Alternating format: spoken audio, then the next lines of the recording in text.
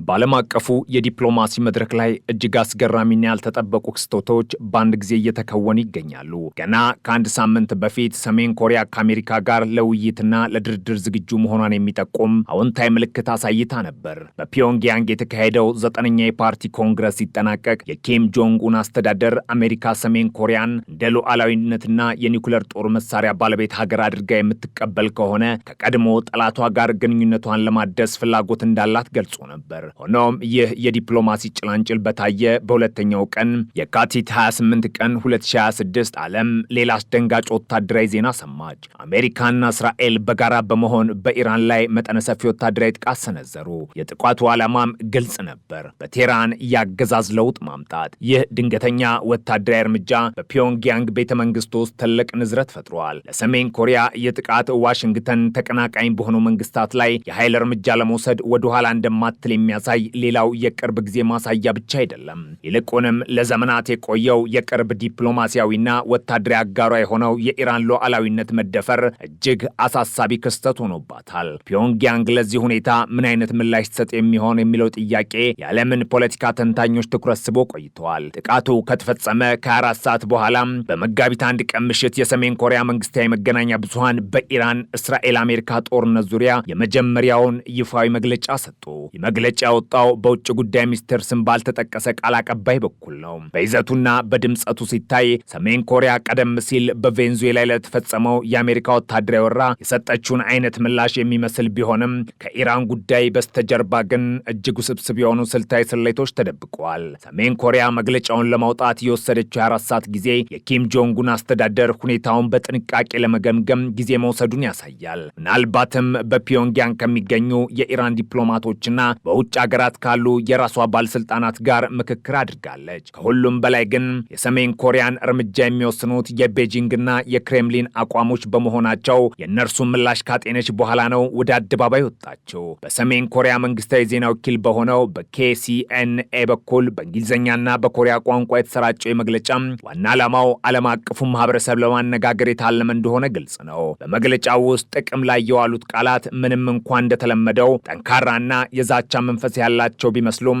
ለሰሜን ኮሪያ መመዘኛ ሲታዩ ግን በጥንቃቄ የተመጠኑና እየረገቡ ናቸው። ፒዮንግያንግ በዚህ መግለጫዋ 5 ዋና ዋና ነጥቦችን ለዓለም አጋርታለች። አንደኛውና ዋነኛው ነጥብ አሜሪካና እስራኤል በኢራን ላይ የሰነዘሩት ጥቃት ህገወጥ የወረራ ተግባርና እጅግ አጸያፊ የሆነ የሉዓላዊነት ጥሰት መሆኑን መግለጿ ነው። ሰሜን ኮሪያ ይህንን ድርጊት በዓለም አቀፍ ህግ ፊት ተቀባይነት የሌለው ተግባር ስትል ፈርጀዋለች። ሁለተኛው ነጥብ ደግሞ የጥቃት ከአሜሪካ የቀጠና የበላይነት ፍላጎትና ከዚህ ቀደም ስታሳያቸው ከነበሩት እንቅስቃሴዎች አንጻር ሲታይ አስቀድሞ የሚጠበቅና ግልጽ የሆነ ድርጊት መሆኑን ገልጻለች። በሶስተኛ ደረጃ ሰሜን ኮሪያ ይህንን የዓለም አቀፍ ህግ ጥሰትና የወታደራዊ ኃይል አላግባብ አጠቃቀም በጽኑ እንደምታወግዝ አስታውቃለች። አራተኛው ነጥብ ደግሞ ባለፈው አንድ ዓመት ውስጥ አሜሪካ የዓለምን ሰላምና መረጋጋት ለማናጋት እያከናወነች ያለችው ሚና እጅግ አጥፊ የሆነ መምጣቱን መተቸቷ ነው። በቀጠና ያሉ የሚመለከታቸውና ፍላጎት ያላቸው አካላት ትክክለኛውን ወራሪ ለይተው እንዲያውቁና በመካከለኛው ምስራቅ ሰላምና መረጋጋትን ለመመለስ ኃላፊነታቸውን እንዲወጡ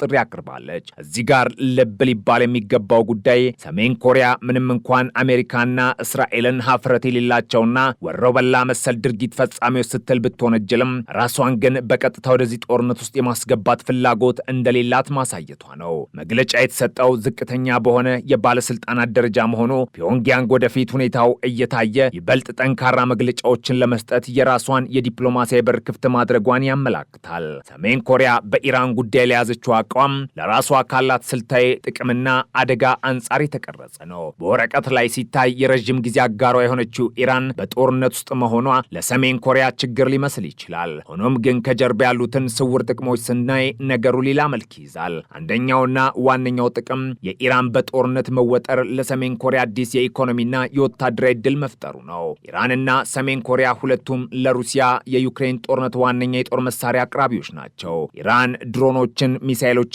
ጥይቶችን ለሩሲያ ስታቀርብ ቆይታለች። አሁን ግን ኢራን የራሷን ጦርነት መጋፈጥ ስላለባት ለሩሲያ የምታቀርበው መሳሪያ ለራሷ የመከላከም አቅም ልታውሎ ትገደዳለች። ይህ ደግሞ በሩሲያ የጦር መሳሪያ ገበያ ውስጥ ትልቅ ክፍተትን ይፈጥራል። ይህ ክፍተትን ለመሙላት ደግሞ ሰሜን ኮሪያ ዝግጁ ናት። በዚህ ምክንያት ሩሲያ በሰሜን ኮሪያ ላይ ያላት ጥገኝነት ይበልጥ እንዲጨምርና ፒዮንግያንግ በክሬምሊን ላይ ያላት ተጽዕኖ እንዲጎለብት ያደርገዋል። ይሁን እንጂ ይህ ጦርነት ለሰሜን ኮሪያ ትልቅ ስጋትንም ይዞ መጥቷል። ሩሲያ ለኢራን ያላት ወታደራዊ ታማኝነት አጠራጣሪ መሆኑ ለኪም ጆንጉን ትልቅ ማስጠንቀቂያ ነው። ኢራንና ሰሜን ኮሪያ ሁለቱም ከሩሲያ ጋር ስትራቴጂካዊ የጋራ መከላከያ ውል አላቸው። ሰሜን ኮሪያ እንደ አውሮፓውያኑ አቆጣጠር በሰኔ 2024 ከሩሲያ ጋር ሁሉን አቀፍ ስልታዊ አጋርነት ስምምነት ስትፈራረም፣ ኢራንን በተመሳሳይ እንደ አውሮፓውያኑ አቆጣጠር በጥር 2025 የራሷን ውል አጽድቃለች። ሆኖም አሜሪካና እስራኤል በኢራን ላይ ጥቃት ሲሰነዝሩ ሩሲያ ከዲፕሎማሲያዊ ውግዘት ባለፈ ለኢራን የሰጠችው ወታደራዊ ድጋፍ አለመኖሩ ሰሜን ኮሪያ በአጋርነቱ ላይ እንድትጠራጠር አድርጓታል። ሩሲያ ዛሬ ኢራንን ካልታደገች ነገ እኔን ብትጠቃ ትደርስልኛለች ወይ የሚለው ጥያቄ በፒዮንግያንግ መሪዎች ዘንድ ትልቅ አጀንዳ ሆኗል። ሰሜን ኮሪያ አሜሪካን ወሮ በላ ስትል የጠራችበት ምክንያት ዋሽንግተን የራሷን የበላይነት ለማስከበር ወታደራዊ ኃይልን እንደ መጫወቻ መጠቀሟን ለመግለጽ ነው። ፒዮንግያንግ እንደምትለው አሜሪካ የራስ ወዳድነት ስሜቷንና የዲክታተርነት ፍላጎቷን ለማርካት ዓለም አቀፍ ሕግጋትን ወደ ጎን ብላ በመሳሪያ ትመካለች። የንግግር ሰሜን ኮሪያ ለዓመታት በአሜሪካ ላይ ስታንጸባርቅ የቆየ ጠንካራ ጥላቻ አካል ነው። ነገር ግን የትራምፕ አስተዳደር ከፒዮንግያንግ ጋር ግንኙነት ለማደስ በሚጥርበትና ምናልባትም በኪም ጆንጉንና በትራምፕ መካከል አዲስ የመሪዎች ስብሰባ ሊካሄድ ይችላል ተብሎ በሚጠበቅበት በዚህ ወቅት እንዲህ ያለ መግለጫ መውጣቱ የሁለቱን ሀገራት የወደፊት ግንኙነት አጠራጣሪ አድርጎታል። ሰሜን ኮሪያ የኒውክሌር ጦር መሳሪያ ባለቤት መሆኗን አሜሪካን እንድትቀበልላት ትፈልጋለች። ኪም ጆንጉን በቅርቡ እንደተናገሩት ዋሽንግተን ይህንን እውነት የምትቀበል ከሆነ ከሰሜን ኮሪያ ጋር ተስማምቶ መኖር ትችላለች። ሆኖም አሜሪካ በኢራን ላይ የሰነዘረችው ጥቃት ዋሽንግተን የኒውክሌር ምኞት ባላቸው ሀገራት ላይ ያላት አቋም ምን ያህል ጠንካራ መሆኑን አሳይቷል። ይህ ደግሞ ሰሜን ኮሪያ የኒውክሌር መሳሪያዋን ለድርድር እንዳታቀርብና ይበልጥ እንድጠነክር ምክንያት ይሆናታል። ኢራን የኒውክሌር መሳሪያ ስላልነበራት ተጠቃጭ የሚለው አስተሳሰብ በፒዮንግያንግ መሪዎች ዘንድ ይበልጥ እየሰረጸ መጥቷል። የአሜሪካ የውጭ ጉዳይ ፖሊሲ በመካከለኛው ምስራቅና በምስራቅ ኤሽያ መካከል ባለው ፍጥጫ ላይ ተወጥሯል። ትራምፕ በአንድ በኩል ከሰሜን ኮሪያ ጋር ሰላም ለመፍጠር ሲጥሩ፣ በሌላ በኩል ደግሞ የሰሜን ኮሪያን የቅርብ አጋር ኢራንን መምታታቸው የዲፕሎማሲውን ሚዛን አዛብቶታል። ሰሜን ኮሪያ ይህንን የአሜሪካን ድርብ ባህሪ እንደ ሀፍረተ ቢስነት ነው ያገለጠችው። አሜሪካ በአንድ በኩል የሰላም እጇን እየዘረጋች፣ በሌላ በኩል ደግሞ ወታደራዊ ጡንቻዋን ማሳየቷ ለፒዮንግያንግ ታማኝነት የጎደለው ድርጊት ነው። በፒዮንግያንግ የስልጣን ኮሪደሮች ውስጥ ያለው ስሌት አሁን ላይ ይበልጥ ወደ ሩሲያና ቻይና አጋርነት ያዘነበለ ነው። የኢራን መጠቃት ሰሜን ኮሪያ ራሷን ለከፋ ወታደራዊ ዝግጁነት እንድታዘጋጅ አድርጓታል። ኪም ጆንጉን የአገሪቱን የመከላከያ አቅም ለማሳደግና አዳዲስ የሚሳኤል ሙከራዎችን ለማድረግ የኢራንን ጦርነት እንደ ሰበብ ሊጠቀሙበት ይችላሉ።